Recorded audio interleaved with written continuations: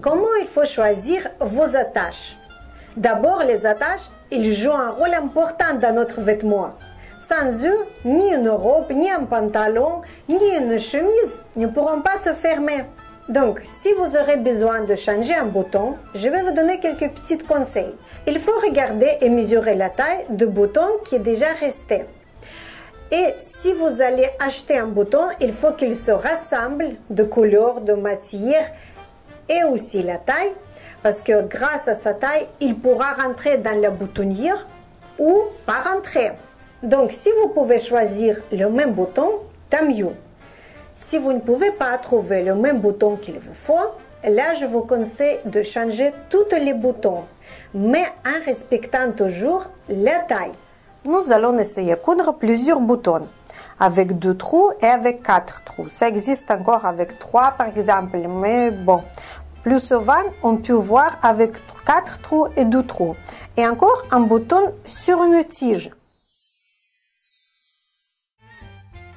N'oubliez pas de prendre la couleur du fil qui correspond toujours à votre bouton ou à votre tissu. Ça dépend de l'effet que vous voulez faire. Je prends un fil blanc exprès pour que vous puissiez voir l'opération, comment je vais faire bien clairement. Nous allons prendre le tissu et nous allons mettre le bouton sur le tissu. Si vous voulez faire pour que les trous seront horizontalement ou si vous voulez faire en vertical. Nous allons prendre un fil double avec un nœud à la fin et nous allons commencer à piquer en arrière en trouvant le trou.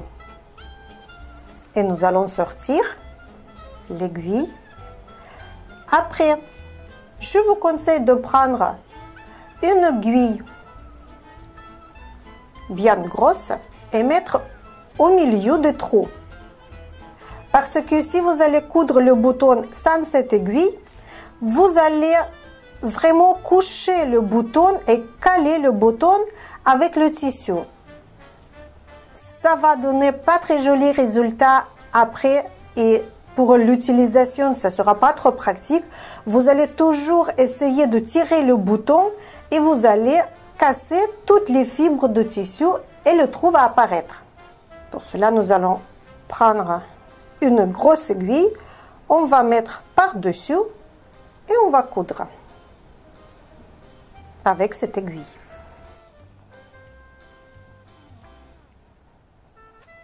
Nous allons faire 3, 4 ou voire 5 petits tours pour que notre bouton se tienne bien.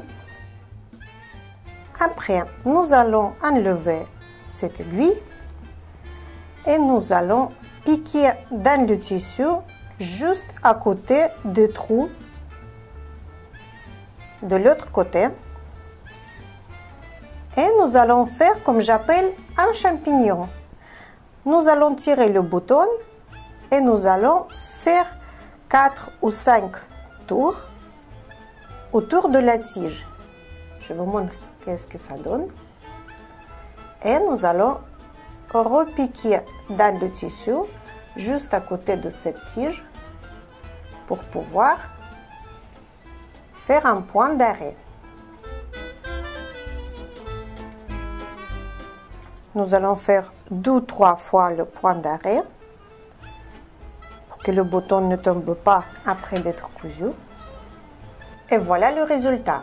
Je vous rappelle, n'oubliez pas de prendre le fil de couleur ce qui va aller avec le bouton ou le tissu. Je prends les couleurs différentes exprès pour que vous voyez bien le travail. Et nous allons voir la tige. En arrière, ça donne ça. Plus le tissu sera épais, plus il faudra faire la tige plus grande. Je vais vous montrer après cela. Maintenant, nous allons coudre les boutons avec 4 trous. Là, vous pouvez jouer en liberté avec votre imagination pour pouvoir faire les différentes dessins, si on peut dire, entre les 4 petits trous. Nous allons commencer d'abord le classique en parallèle. De l'autre côté, moi, je pique pas à même niveau pour revenir de suite à la même trou, mais je fais le tour. Comme ça, le bouton, il va se tenir mieux. Attention les doigts derrière le tissu pour ne pas se faire piquer. Et on ne va pas couper le fil derrière. Pour passer à 2 autres trous, nous allons simplement piquer juste à côté pour pouvoir entrer dans le trou qu'il nous faut.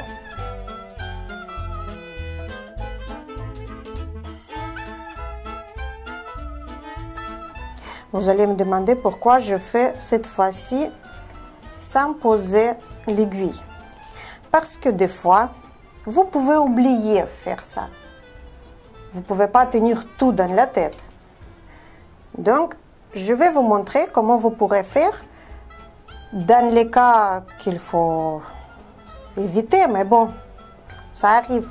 On va piquer, comme dans le cas précédent, l'aiguille sous le bouton. On va essayer de tirer le bouton un petit peu. Et on va faire aussi 6 ou 7 tours. Et nous allons repiquer dans le tissu pour revenir à l'arrière. Comme ça, nous avons fait, je vous montre quand même, une petite distance entre le tissu et le bouton. Un petit champignon. Et nous allons faire 3 points d'arrêt. Voilà, avec les lignes parallèles. Maintenant, je vais prendre un autre bouton et je vais coudre à une autre façon, en même façon, mais en faisant un autre petit dessin. Je vais mettre l'aiguille.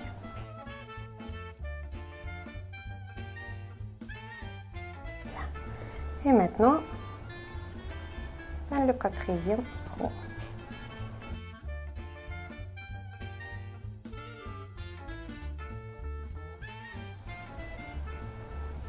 Maintenant, nous allons prendre encore un bouton et je vais vous montrer comment on peut coudre en faisant un carré.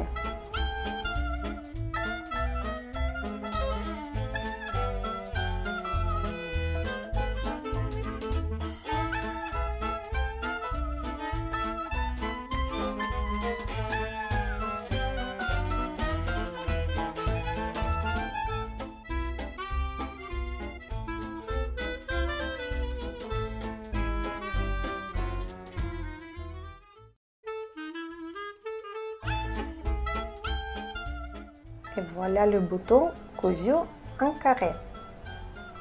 Le prochain bouton, nous allons coudre en faisant la croix. Nous allons prendre toujours notre aiguille et nous allons la mettre en diagonale.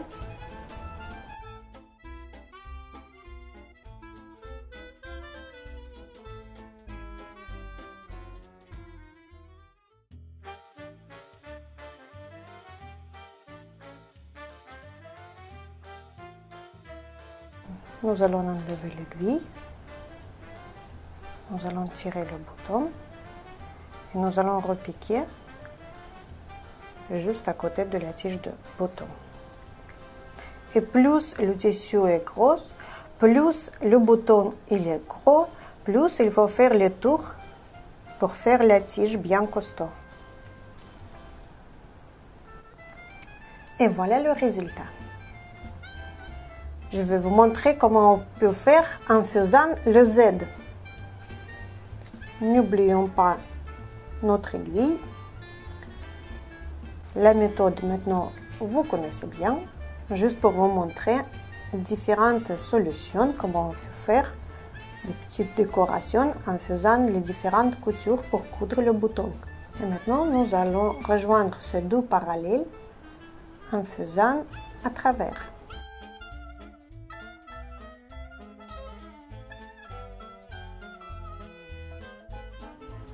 Et voilà la lettre Z.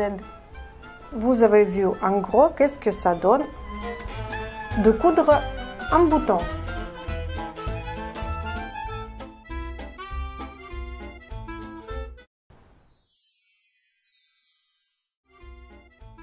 Maintenant, je vais vous montrer comment on peut coudre le bouton avec la tige. Nous allons prendre le bouton et dès que vous avez piqué l'aiguille dans le tissu, nous allons mettre ce bouton sur le fil. Et après, on va repiquer juste 2 mm à côté de notre première piqûre. Et le bouton va venir à sa place. Et nous allons recommencer. On va un petit peu coucher le bouton sur le tissu pour pouvoir piquer dans le tissu directement de suite dans le petit trou.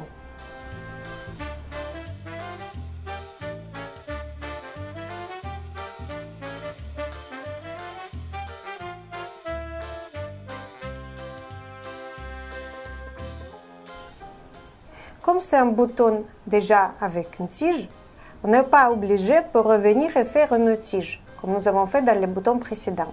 Donc, il ne reste que faire un nœud.